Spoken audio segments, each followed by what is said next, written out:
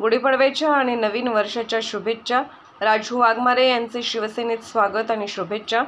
दीड पावणे 2 वर्ष जे सरकार स्थापन केलं, सगळ्यांच्या प्रश्नांना स्पर्श करण्याचं काम सरकारने केलं। जर सरकार बदललं नसतं तर हे सुद्धा सण साजरे करता आले नसते। कोविड सरकारला पाहून पळून गेला। सगळीकडे विकासाचे प्रकल्प सुरू आहेत। कमी वेळात 120 प्रकल्प मंजूर करण्याचा इतिहास केला। लाखोंच्या संख्येने पक्षप्रवेश होत आहे। 48 नगरसेवक उभाटाचे शिवसेनेत आले। फेसबुक लाईव्ह आमच्याकडे नाही, आम्ही जनतेत लाईव्ह ते फेसबुक लाईव्ह। जलयुक्त शिवार योजना बंद केली। महिला बचत गट सक्षम केलं। शासन आपल्या दारीप्रमाणे आता आरोग्य आपल्या दारी। आपली कामं जनतेपर्यंत पोहोचवायची आहे। जे आपण केलं ते सांगायचं। अनेक जण खोटं बोलतात, तिथे त्यांना छेद द्या।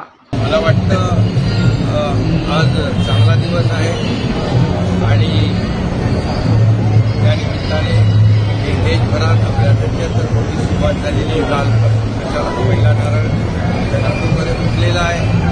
उद्याही रामटेकमध्ये आहेत, अशा अनेक सभा आहेत आणि म्हणून आम्ही पाडवा जोरदार उत्साह जल्लोषात साजरा करून राज्य सरकारच्या माध्यमातून हे सण उत्सव परंपरा टिकवण्याचं काम आम्ही करतोय।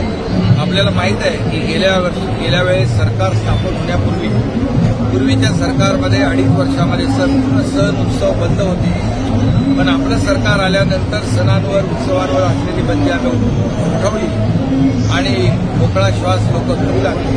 सण उत्सव परंपरा जोपासणं वाढवणं हे देखील आपली महाराष्ट्राची संस्कृती आहे। त्यामुळे आम्ही सगळी बंधनं काढली, विकासावरची बंधनं काढली, सणांवरची बंधनं काढली।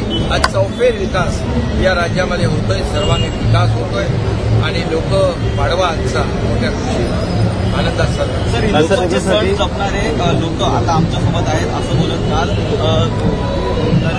देखील अभिनंदन केलेलं आहे। बाळासाहेबांचे विचार घेऊन जाणारे तुम्ही आहात असं देखील नरेंद्र मोदी साहेबांना मी धन्यवाद देतो।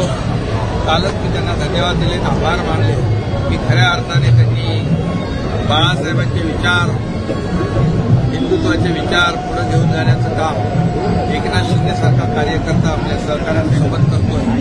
अशा प्रकारचा गौरवाने उल्लेख केला। मी त्यांचा ऋणी आहे, मी त्यांचा आभारी आहे आणि हीच भूमिका घेऊन आम्ही राज्यामध्ये सरकार स्थापन केलेलं आहे आणि म्हणून तर आपण पाहत आहे की आज हे गुढीपाडवा एवढ्या जल्लोषात साजरा होतोय, कारण सरकार बदलल्यामुळे हे सगळं आपण पाहतोय। मोकळा श्वास लोक घेऊ लागले। व्यापारी बांधव, महिला भगिनी, शेतकरी, कष्टकरी, कामगार, सिनियर सिटीजन या राज्यामध्ये प्रत्येकाच्या योजनांना स्पर्श आपल्या सरकारने केलेला आहे। त्यामुळे हे सरकार जे आहे हे सरकार सर्वसामान्यांचं आहे, विकासाचं सरकार आहे, विकास करणारं सरकार आहे, राज्याला प्रगती पथाकडे घेणारं ठाण्याचा उमेदवार जो आहे तो ठरलेला प्रगती आणि विकास याचे आडवा कोणी येईल, त्याला आडवं करून गुढीपाडवा आमचे लोक साजरा करतात। ठाण्याचा उमेदवार